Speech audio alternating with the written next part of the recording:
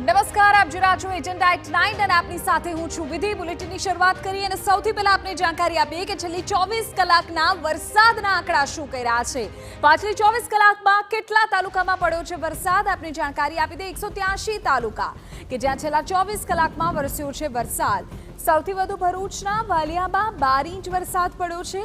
તાપીના સોનગઢમાં 10 ઇંચથી વધુ વરસાદ પડ્યો છે, જ્યારે તાપીના વ્યારામાં 9 ઇંચથી વધુ વરસાદના સમાચાર છે। સુરતના બાંગરોળમાં 8 ઇંચ વરસાદ પડ્યો છે, જ્યારે ડાંગના વઘઈમાં 8 ઇંચ વરસાદ નોંધાયો। ભરૂચમાં 7.5 ઇંચ વરસાદ પડ્યો। નર્મદાના તિલકવાડામાં 7 ઇંચ વરસાદ વરસ્યો। તાપીના ઉચ્છલમાં 7 ઇંચ વરસાદ, જ્યારે તાપીના ડોલવણમાં 6.8 ઇંચ વરસાદ પડ્યો છે। ખેડાના નડિયાદમાં 6.8 ઇંચ વરસાદ, જ્યારે વાંસદામાં 6.6 ઇંચ અને ડાંગના સુબીરમાંથી પણ 6.6 ઇંચ વરસાદના સમાચાર છે। 15 તાલુકા એવા છે કે જ્યાં 4 ઇંચથી વધુ વરસાદ પડ્યો છે અને 20 તાલુકા એવા છે કે જ્યાં 3 ઇંચથી વધુ વરસાદ છે। 39 તાલુકામાં 2 ઇંચથી વધુ વરસાદ, 44 તાલુકામાં 1 ઇંચથી વધુ વરસાદ।